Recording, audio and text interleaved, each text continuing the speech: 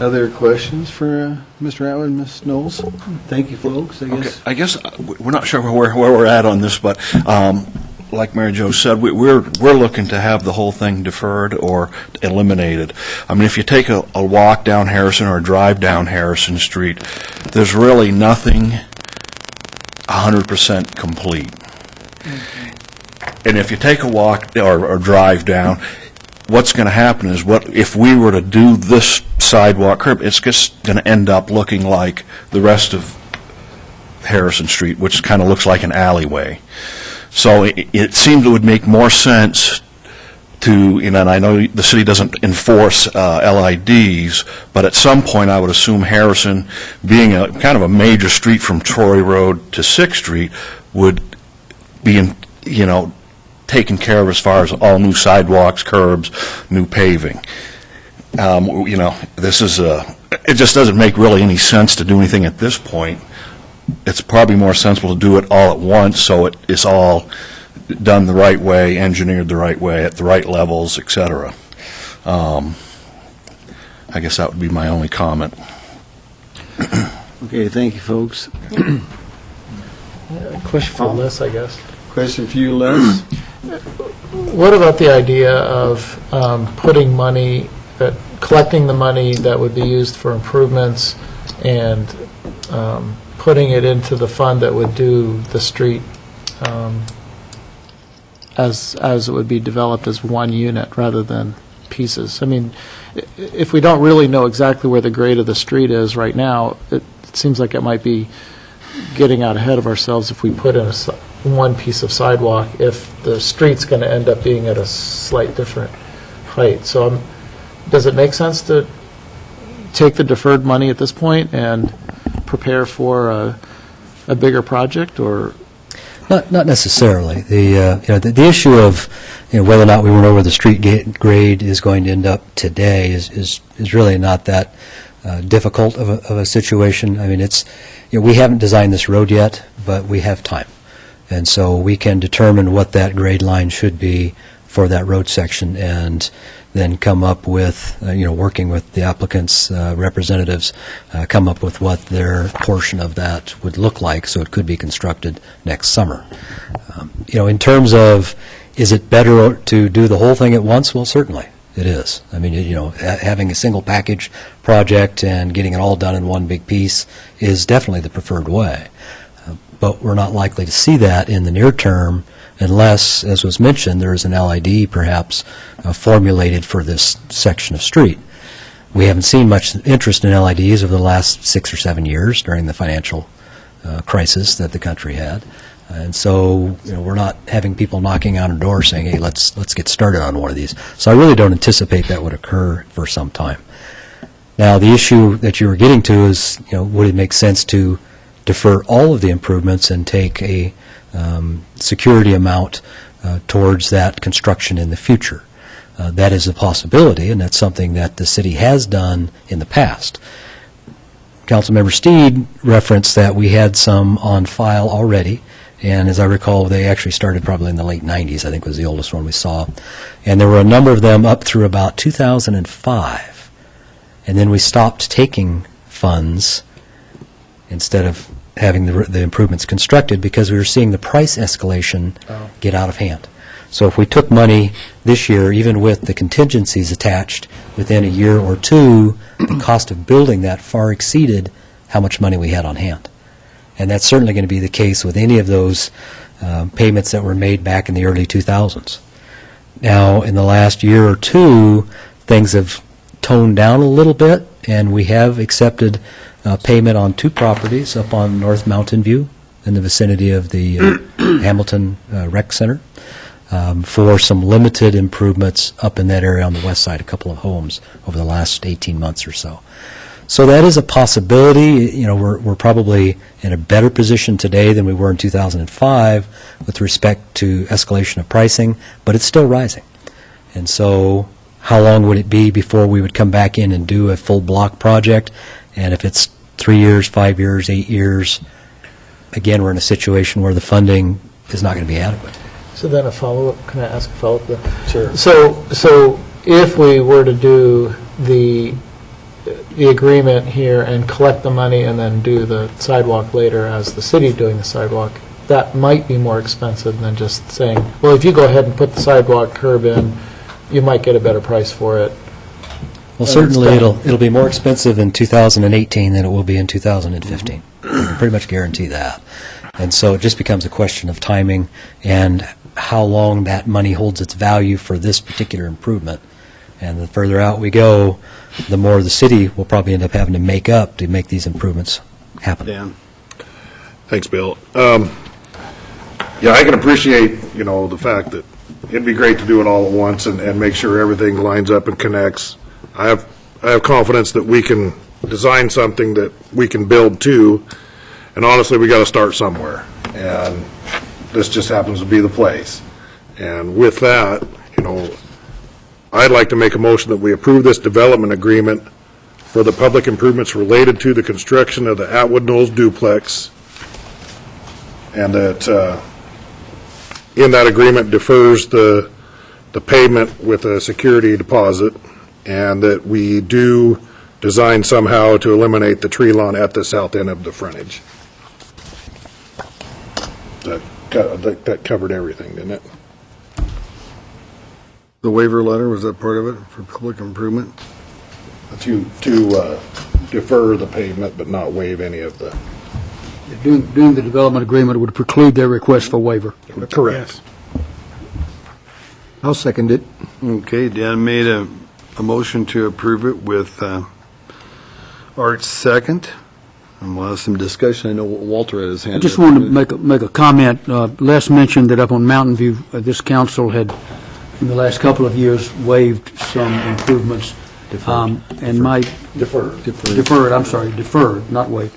And I am pretty sure that I voted in favor of that. The reason being that we were up on the north end of Mountain View, and that the city's even idea of what the design of that street might be was not solid enough yet that we could require those to be built with much degree of certainty that they wouldn't be in the wrong place. Here you've got, like I said before, curb and gutter at the north and south ends of this block. You've got an alley that exists crossing it. Les has told us this evening that, yes, they can figure out where that curb line and sidewalk need to go, and for that reason, I will vote in favor of the motion. Wayne? Well, I have mixed emotions both directions on it. I don't like piecemealing. I'd like to see the whole thing built at one time. I'm concerned that for all these years, as long as that street and that neighborhood has been there, that there's been no request for an LID. The city does not force LIDs as a rule. And so, at the same time, it's an optimal time to go ahead and begin some development within that neighborhood. And who knows but what it might spur the request for some LID. But I think I'm going to lean more towards voting against the motion. I don't think at this time the necessity for putting in sidewalks, gutters, and the improvements are necessary without having some kind of a firm idea as to how we're going to get an LID through there to get the entire thing done. Bill? John? I've got a question for Les. Les, if we went through the process of having the engineering department engineer the sidewalk, the curb, the gutter, and all of that, and put that in, would that not set the standard on that street as to what the other ends would have to look like? Wouldn't they essentially have to meet up with what we'd already had done? We wouldn't have it done and then move it over 10 feet and then move it back 10 feet. It would be going through. Are you getting what I'm saying? Absolutely. And the answer is yes, that would set that standard. The only caveat would be if for some reason the city council chose to adopt new street standards that drastically change the street section on a residential. Seems unlikely. So yes, it would set the standard for that block because that section's in place. We would have to work with that in the future. And and the city engineering department would be the ones that would Work with the... tell the developers that essentially this is where we want it. Yes, we would need to tell them where we want it to be, and we would work with their engineer in terms of the construction drawings for their frontage. And they're going to have to do that detailed design along their frontage to make sure all the grades work with the lot and they can get everything in there. But our staff would work on laying out the road alignment, vertical curve, and all of that drainage question that's coming up to make sure that the road section ends up where it needs to be in the long term. So yes, we would work collaboratively with the applicant's engineer in making that come to be. Question, it sounded like the applicants didn't see the development agreement or the price associated with the development agreement. I'm a little bit nervous about supporting it if they haven't seen it.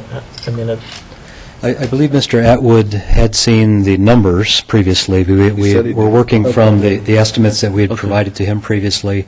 In the new version of the agreement, we just took that total and split it into pieces. Right. So the section that would be constructed today, for which security would have to be placed if, when they issue a building permit, and then the section that would be deferred, which is the paving portion. So we just broke that into pieces. okay. Wayne? One other concern that I've got, just working, Walter. Yes. Because they own all this property in here, but they're only improving this little section here simply for parking and in part of a storage area here, they're required to do a street improvement all the way to the end of the property line. And I have a little bit of an issue with that, too. I would think, and John alluded to this a little bit, is I could understand from the extreme north end to the south end of the developed part, but this section here where there's not being any new developing done, why this would have to be done. I understand why according to city code, but I don't necessarily agree with it. And again, it was, it is the frontage of the lot. And in this case, with the consolidation, the lot runs from the alley to the 8th Street right-of-way.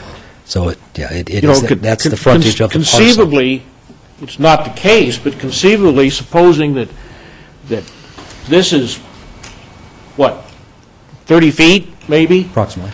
And supposing this extended down another 500 feet, they'd have to go the entire 500 feet because they're only improving 30 feet. Yeah, That doesn't make common sense to me. That seems onerous to a developer to have to improve property that's really not being developed or improved on development. And It's not 500 feet, though. Well, it's not, but I'm using that as an How many example. feet is it, Les? in this case, you're probably talking, I don't know, about 80 feet, I would 80 imagine. feet, But, okay. but But it'd be under the under same. that Not situation, the same as 500 feet. if I may, under that 500, it situation, would still apply. what you would often see if you had that large of a parcel, another 500 feet or 800 feet, and somebody wants to develop just a small portion of it, a lot of times you'd see that cut out with a lot division so that the frontage is reduced to just the area of the development. In this case, the frontage, the development is the entire parcel because it's the existing duplex and the new duplex on one lot. It's essentially been consolidated. Well, we've got a motion and a second. And Mr. Mayor, I believe there was a question that may have popped up for just You a got second. something else you want to add over here? No, I'm good. Okay. I think Rand. You got something you want to talk about, Les? One comment, I'm not sure how things will progress here. As far as the cost numbers are, this is a city-generated cost numbers, which I think are high. Having talked to a couple of concrete guys, et cetera. So, I mean, if we get to the point where we are responsible, the determining the actual numbers, I hope we're not. I hope we have the option of getting our own private estimates As far as the on these sidewalk, numbers. yes. Walter? You want to do, my point would be, good on you if you can, if it's built to city requirements and alignment and specifications, and you can build it for $2,000, you're ahead. You didn't have to put up the estimate of the city. My concern is the city's estimate's not high enough, so I hope you're right. And if I may, the numbers that are here are based upon the city's history of these types of improvements over the last number of years.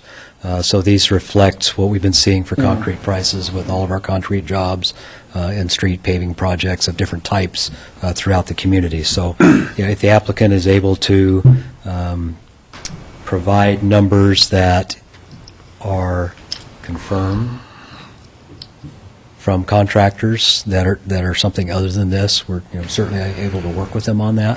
But these are based on the numbers that we have. It's the best information we have at the time. Your Honor, these numbers are based upon, the reason you have security is if the applicant does not come in and build the improvements, the city has to come in and build the improvements. Right. So that's where the numbers are based upon. If Mr. Atwood and Ms. Knowles wish to move ahead with this project in advance of the public improvements being met, the estimates that are in the development agreement will be the estimates that they will have to provide security for. And if they build the sidewalks next spring or summer, then that amount of the security will be released. Right. And if they can build them for cheaper, whatever the estimate was, they'll receive that back as a credit. That's how it's always worked. That's correct. That is correct, yes. You done, Les? You got other things you want to throw out to us? I'm done. Okay. Here's what I'm going to try. After all that discussion, this motion was approved by Dan, or made by Dan, seconded by Art, and it was to approve the development agreement and eliminate tree lawn. Right. With that, the waiver letter is gone because of Right. what the development agreement says.